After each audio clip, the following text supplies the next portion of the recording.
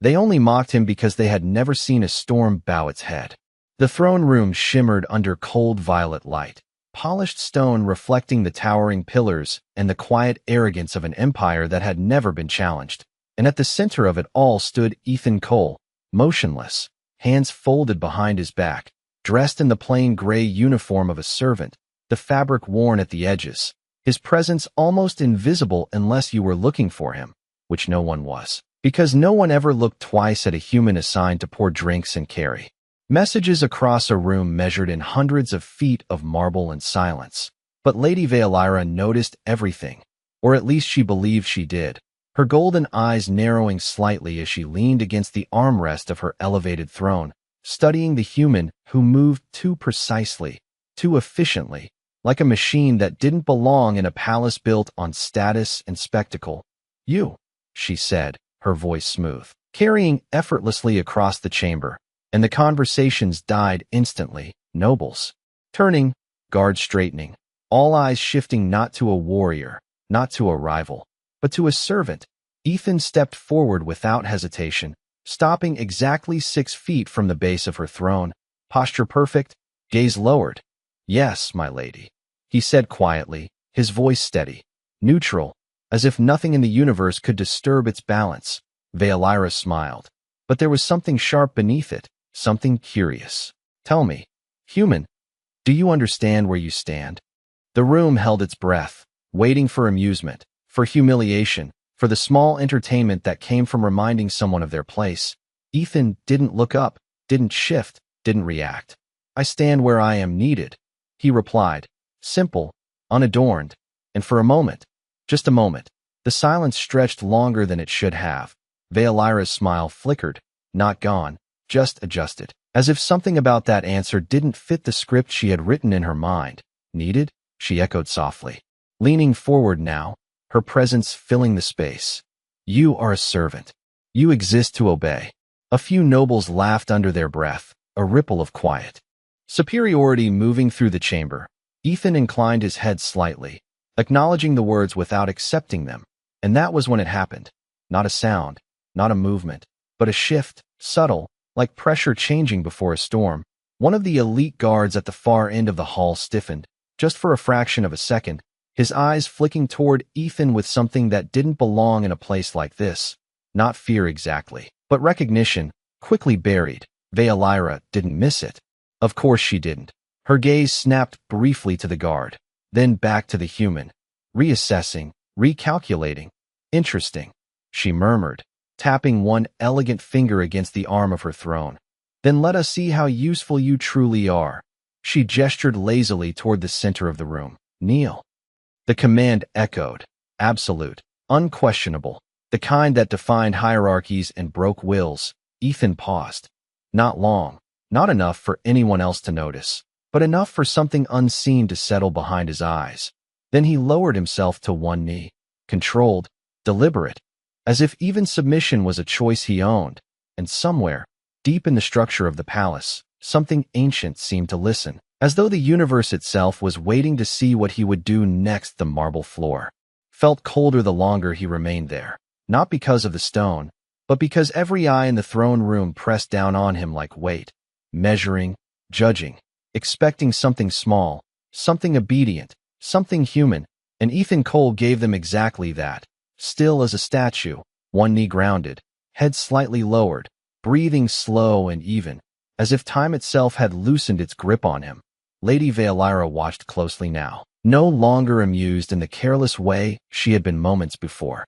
There was a calculation behind her gaze, a quiet shift, the kind rulers made when instinct whispered that something was not where it should be. "Look at me," she said, softer this time. But the command carried farther than any shout. Ethan lifted his head just enough to meet her eyes. Not fully, not challengingly, but not avoiding either. And that was the second mistake the room noticed without understanding why. Servants did not hold eye contact. Not like that. Not with that stillness. It was not defiance. It was something worse, something that felt like choice. Veilira leaned back slowly, her fingers pausing against the armrest. "Strange," she murmured, almost to herself. "You do not tremble." A noble to her left gave a quiet laugh. eager to restore the mood. My lady, it is only a human. They are simple creatures. Fear is all they understand. A few others nodded, the room relaxing again. Clinging to the familiar hierarchy that made everything make sense, Ethan lowered his gaze again, returning to stillness. But somewhere along the outer ring of guards, one of them shifted his stance, subtle, barely noticeable, yet deliberate, his grip tightening slightly on his weapon as if his body remembered something his mind refused to name. Veilira caught that too, her eyes flicking once more before settling back. On Ethan, stand, she said suddenly, and the word cut through the air. Ethan rose without hesitation, smooth, controlled, not rushed, not hesitant, just precise, like a motion practiced long before this room ever existed.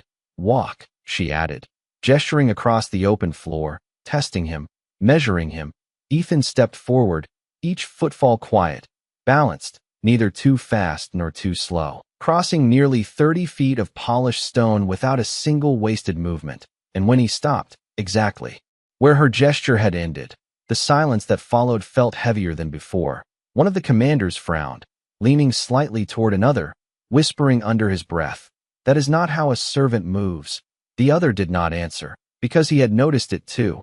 Veilira exhaled slowly, masking the tension building beneath her calm. "Tell me, Ethan Cole," she said, using his full name for the first time, letting it settle into the air like something important. "Where were you before you came to my court?" The question hung there, simple on the surface, but sharp beneath, a probe, a challenge, an invitation to reveal or to lie.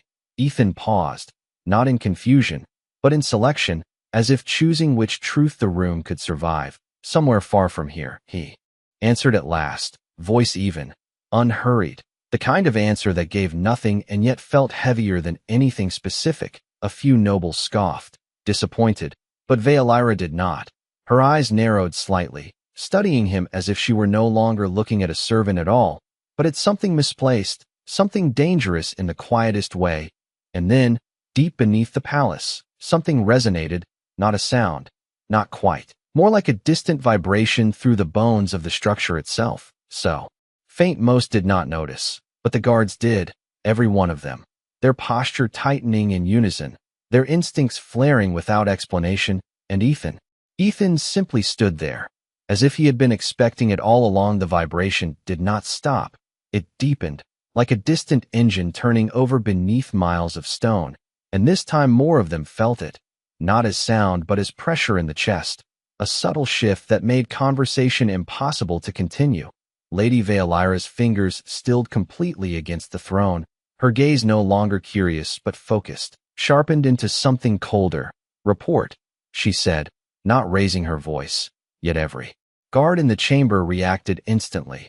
One stepped forward, helmet glinting under the violet light. "My lady, we are detecting an anomaly beneath the lower foundations, origin unknown." His tone was controlled, but something beneath it trembled, not fear, not yet, but uncertainty. Veilira rose slowly to her feet, the movement deliberate, commanding attention without effort, her presence filling the chamber in a way that silenced even the most arrogant nobles. "An anomaly," she repeated, tasting the word as if it offended her.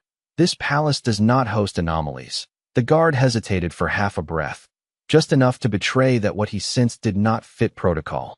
"It does now," he admitted quietly, and that was when every instinct in the room sharpened, nobles shifting, commanders straightening, the illusion of control beginning to crack at its edges. Ethan Cole did not move. He stood exactly where she had placed him, hands at his sides, posture unchanged, as if the growing tension belonged to a different world entirely. Veilira's eyes flicked to him again, searching for a reaction, a sign, anything that would confirm or deny the unease building inside her. But he gave her nothing, just that same measured stillness. And somehow that was worse than panic. "Seal the inner gates," she ordered, her voice cutting clean through the rising tension. "No one enters, no one leaves." The guards moved immediately, boots echoing softly across the vast chamber as commands relayed outward through unseen channels. The great doors at the far end began to close with a low mechanical hum. heavy enough to withstand anything the known galaxy could produce. And yet the vibration beneath their feet did not care. It continued, steady, patient, as if time itself worked in its favor. Vealara descended one step from her throne, then another, her attention no longer on the room, but on the space between herself and the humans standing before her. "You said you stand where you are needed," she said, her voice quieter now, more personal, the distance between them shrinking to less than 10 feet. Ethan's eyes lifted just enough to meet hers again, not challenging, not submissive, simply present. "Yes," he replied, the words soft, almost lost beneath the hum of the palace. Vealara studied him as if she were trying to remember something she had never learned. "Then tell me," she continued, her tone tightening despite her control. "Is this what you meant?" The question lingered, heavier than any command she had given. Because now it was not about authority, it was about understanding. Ethan did not answer immediately. And in that brief pause, something shifted again, deeper this time.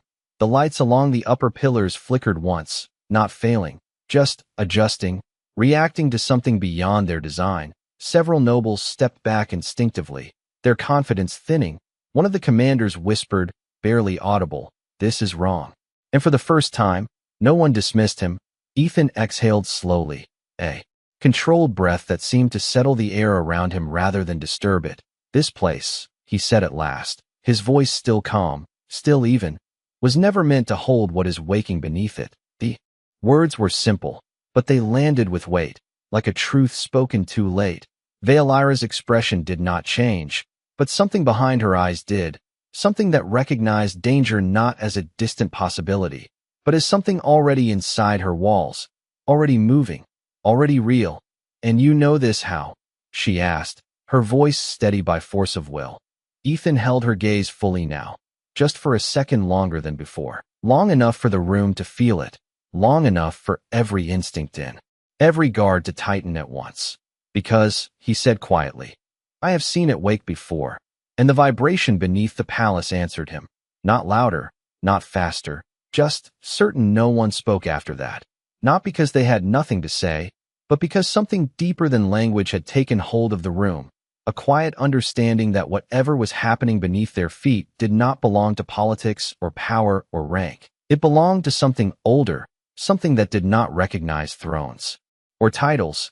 And for the first time since she had taken her seat as ruler, Lady Vealara felt the edges of control begin to slip, not outwardly, not enough for anyone to accuse her of weakness, but internally, like a calculation returning an impossible result.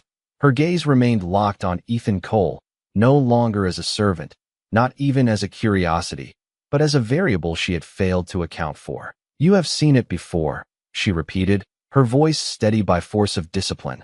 "Then you will explain."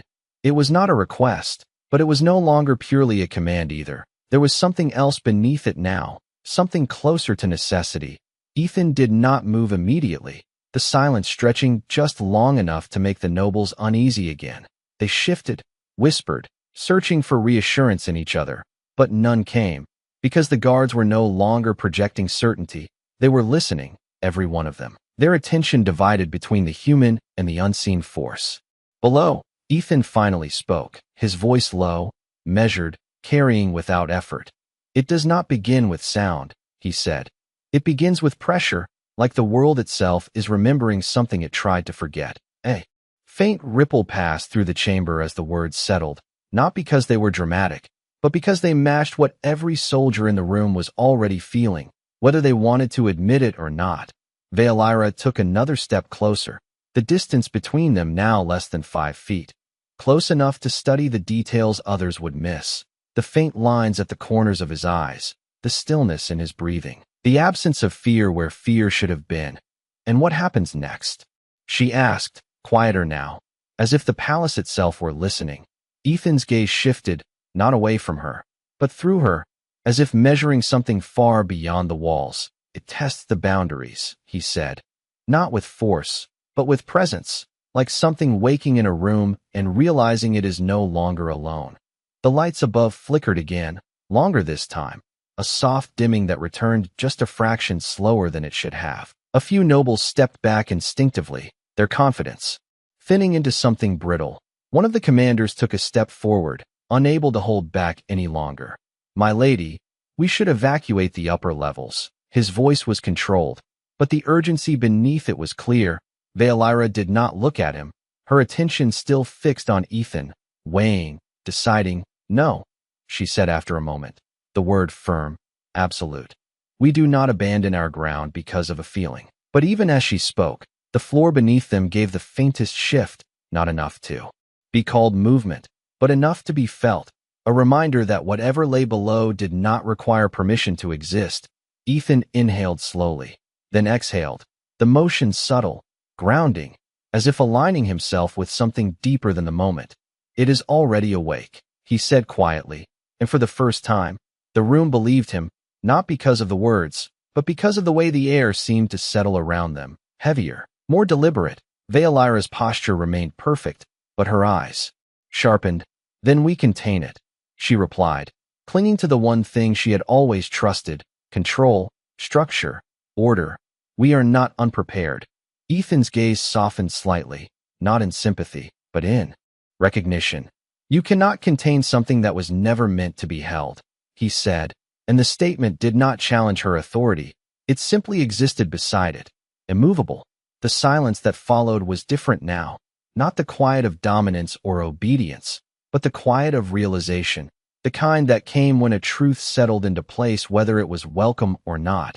And deep beneath the palace, the unseen presence answered again, not louder, not closer, just aware, as if it had heard every word. As if it had been waiting for this exact moment to begin. The chamber did not feel like a place of power anymore. It felt like a place being watched, not from above, not from beyond the walls, but from beneath, as if the very foundation had shifted from support to awareness, and that realization moved through the room without words, carried in the way guards adjusted their stance, in the way nobles stopped pretending not to notice, in the way even the air seemed to hesitate before settling. Lady Veilira remained where she stood, only a few feet from Ethan Cole now, but the distance between them had changed, no longer defined by rank, but by understanding, or the lack of it. "If it cannot be contained," she said slowly, her voice measured, controlled, "then it can be studied." The statement was not defiance, it was instinct, the reflex of someone who had built her entire life on the belief that everything could be known, categorized, mastered. Ethan did not immediately respond, his gaze drifting past her again, not dismissive, not distracted, but focused on something she could not see, something only he seemed to recognize. "It does not behave like anything you have studied," he said at last, and the simplicity of the statement carried more weight than any warning. Veilira's eyes narrowed slightly, not in anger, but in resistance. "Everything behaves according to rules," she replied. And for a moment, the old certainty returned to her tone, the foundation of an empire that had never faced something it could not define. "Then its rules are simply not yet understood." Ethan's expression did not change, but something in his presence shifted, not stronger, not louder, just clearer, as if the space around him had decided to align itself differently. "Its rules are simple," he said quietly. "It wakes. It notices. It decides." The last word lingered, heavier than the others, because it implied something none of them wanted to accept, that whatever lay beneath them was not a force, not a phenomenon, but something capable of choice. A murmur moved through the nobles despite themselves, quickly suppressed, but not forgotten. Veilira felt it too, the subtle fracture in certainty spreading outward, and she did what rulers always did when faced with uncertainty. She tightened control, deploy internal sensors. She ordered, not turning away from Ethan. "I want a full scan of the lower structures, every chamber, every corridor, every hidden system this palace was built upon." The command rippled outward instantly, relayed through unseen channels, technology responding where instinct could not. For a moment, it felt like a return to order, to logic, to systems that could be trusted, and then the response came, not from the room, but through it. A guard at the edge stiffened, his voice cutting through the silence. "My lady, the sensors are not returning data." Veilira's gaze sharpened. "Clarify." The guard swallowed once, steadying himself. "They are active, but they are not detecting anything." The words hung in the air, wrong in a way that could not be explained, because absence was not the same as failure. Absence meant something else, something deliberate. Ethan closed his eyes for the briefest moment, not in fear, not in frustration, but in recognition, as if confirming what he had already known. It sees them, he said softly. It understands what they are meant to do. Veolira's attention snapped back to him, the last threads of certainty tightening into something sharper. And she pressed. Ethan opened his eyes again, meeting hers fully now, no hesitation, no distance, and it has decided not to be seen. The chamber fell into a deeper silence than before, not empty, not uncertain, but aware. The kind of silence that came when something intelligent chose to remain, just out of reach, and for the first time since the vibration had begun. Lady Veolira felt something she had never allowed within these walls. Not fear, not yet, but the undeniable understanding that control was no longer hers alone. The absence of data did not feel like silence anymore. It felt like intention, and that realization settled into every corner of the throne room, turning confidence into caution, turning certainty into something fragile and thin. Lady Veolira did not step back, but she did not advance either, her posture held in perfect control while her mind recalculated everything she thought she understood about the world beneath her feet. Then it is aware of us, she said, the words precise, controlled, but no longer dismissive. Ethan Cole gave the slightest nod, not as agreement, but as confirmation of something already decided.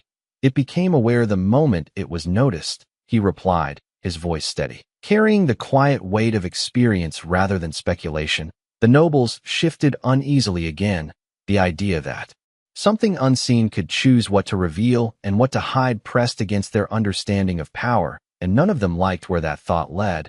One of the senior commanders stepped forward, his tone sharper now, grasping for control through action. My lady, permission to deploy containment protocols across all lower sectors. If this entity can be isolated, we can restrict its influence. Veolira did not answer immediately, her eyes still fixed on Ethan, measuring not his words, but the space between them. The silence that followed stretched long enough to make the commander hesitate, as if even he could feel that this moment required something more than procedure. If you attempt to contain it, Ethan said quietly, without looking at the commander, you will confirm that it is a threat. The statement landed with quiet precision. Veolira's gaze sharpened. It is a threat, she replied, almost instantly. The instinct of a ruler refusing to leave danger undefined. Ethan finally turned his attention fully toward her, his expression unchanged, but the air around him seemed to still even further. Not yet, he said, and the difference between those two words altered the entire room. Veolira held his gaze, searching for weakness, for doubt, for anything that would return control to her understanding, but found none, only certainty, quiet and immovable. Explain, she said, and this time there was no trace of mockery left. Ethan exhaled slowly, as if aligning his thoughts with something older than language. It is not reacting to us, he said. It is observing. A faint shift moved through the chamber again, subtle but undeniable. The lights above dimmed just slightly before stabilizing, as if the palace itself responded to the truth of that statement. The guards noticed, every one of them, their instincts tightening without command. Observation leads to decision. Ethan continued, his voice calm, almost detached, and decision leads to outcome. The words were simple, but the sequence they described felt unavoidable, like gravity, like time. Veolira's fingers curled slightly at her side, the only sign of tension she allowed to show. And what determines that decision? She asked, her voice lower now, more focused. Ethan met her eyes without hesitation, and for the first time, there was something behind his gaze that resembled memory, not emotion, not regret, just knowledge carried too long. Behavior, he said. How you respond will define what it becomes. The statement did not accuse, it did not warn, it simply existed as a fact, and that made it heavier than any threat. The commander shifted again, uneasy. My lady, we cannot allow an unknown presence to dictate our actions. Veolira did not look at him, her attention locked entirely on Ethan, because for the first time, She understood that the unknown was already shaping everything, whether she acknowledged it or not. If it is observing, she said slowly, then we show its strength. The words were firm, deliberate, the foundation of every empire that had ever survived. Ethan's gaze did not change, but something in the silence around him did, as if the idea itself had been weighed and measured before it was spoken. Strength is not what it measures, he said quietly, and the simplicity of that sentence shifted the air again. Veilira's eyes narrowed. Then what does it measure? She pressed, and this time, there was no hesitation in his answer, no pause, no selection, just truth, choice, he said, and as the words settled into the room, the vibration beneath the palace changed, not louder, not closer, but responsive, as if something below had been waiting for that exact understanding to surface, and had finally decided to listen. The word lingered in the air longer than it should have, as if the palace itself needed time to understand it. Choice, not power, not status, not strength, but something far more unpredictable, and for the first time, Lady Veilira did not answer immediately, because there was no protocol for something that could not be controlled through force or logic. Her gaze remained locked on Ethan Cole, searching for any trace of uncertainty, any sign that he might be wrong. But there was none, only that same quiet certainty that had been there from the beginning, unmoved by rank, untouched by fear. Then we will choose carefully, she said at last. Her voice measured, slower than before, not weaker, but more deliberate, as if each word now carried consequence beyond the room. Ethan inclined his head slightly, acknowledging the shift, not in authority, but in understanding, and that small motion did more to alter the atmosphere than any command she had given, because it marked the first time she had not dismissed him, the first time she had treated him as something other than a servant. A murmur threatened to rise among the nobles again. Confusion, discomfort, resistance, but it never fully formed, because the vibration beneath the palace changed once more, not stronger, not closer, but clearer, as if whatever lay below had adjusted its attention, focusing, listening, waiting. The guards felt it instantly, their training holding them steady, but their instincts sharpening into something almost primal. One of them whispered under his breath, "It is responding." And this time, no one ignored him. Veilira turned her head slightly, not away from Ethan, but just enough to address the room without breaking the connection she had established. No sudden movements, she ordered, her voice firm, controlled, but now guided by something new. Not dominance, but awareness. No aggressive actions. The command surprised some of the commanders, but none of them challenged it, because the alternative felt worse. Ethan remained still, his presence unchanged, but there was something in the air around him now, something that felt aligned with the unseen force rather than opposed to it. Not connected, not controlled, but understood. Veilira took a slow breath, then another, grounding herself, shifting from reaction to intention. If it measures choice, she said, her voice quieter now, more focused, then we show it restraint. The word felt unfamiliar in a room built on authority, but it settled with a different kind of weight. Ethan's gaze softened slightly, not approval, not relief, but recognition. Restraint is a beginning, he said, and the simplicity of that statement carried something deeper, something earned. Veilira's eyes narrowed just a fraction. A beginning to what? She asked, and for the first time there was something beneath her question that had not been there before. Not doubt, not fear, but the willingness to not already know the answer. Ethan held her gaze, steady, unhurried, and when he spoke, his voice carried the quiet echo of something remembered rather than imagined. To being seen as something other than a threat, the chamber fell into a deeper silence, not empty, not uncertain, but attentive, as if every surface, every structure, every unseen space beneath them was listening more closely now. And then, without warning, the vibration shifted again, not in intensity, but in pattern, like a rhythm adjusting, like something learning. The lights along the pillars stabilized, no longer flickering, no longer uncertain, just steady, and for the first time since it had begun, the pressure in the air eased, not gone, not resolved, but reduced, as if whatever lay beneath the palace had made a decision, not final, not permanent, but enough to change the moment. One of the guards exhaled quietly, a breath he had not realized he was holding. Another lowered his weapon slightly, not in weakness, but in response to something he could not explain. Veilira did not relax, but she felt it. 2. The shift, the difference, the fragile line between escalation and something else, something that had not yet been defined. She looked at Ethan again, truly looked this time, not at a servant, not at a curiosity, but at the only person in the room who had not been surprised by any of this. You knew this would happen, she said, not accusing, not questioning, just stating what had become undeniable. Ethan did not deny it, did not confirm it. He simply stood there, still, steady, as if the answer had never been the important part, and deep beneath the palace, the unseen presence remained, not retreating, not advancing, just watching, as if waiting to see what they would choose next. The stillness did not mean safety. It meant a pause, and everyone in the chamber felt it even if they did not understand it, like the moment between lightning and thunder when the world holds its breath, waiting to see what follows. Lady Veilira remained standing before Ethan Cole, closer than any ruler had ever stood to a servant. But the titles no longer seemed to apply, not in this moment, not in this room.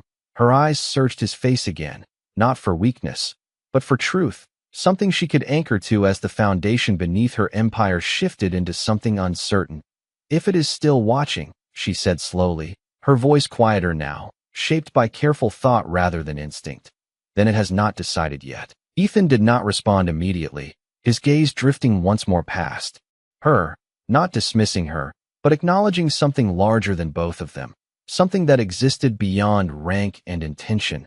It has decided enough to wait, he said at last, and that answer carried a different kind of weight, not final, not resolved, but deliberate. The nobles remained silent, no longer attempting to fill the space with their voices, because the absence of sound had become more powerful than anything they could say. One of the commanders shifted again, uneasy, his training, urging action while his instincts warned against it.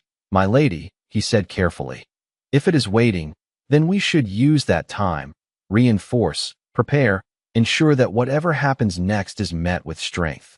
The words were familiar, comfortable, built from the logic of every conflict they had ever faced, but they no longer fit as easily as they once had.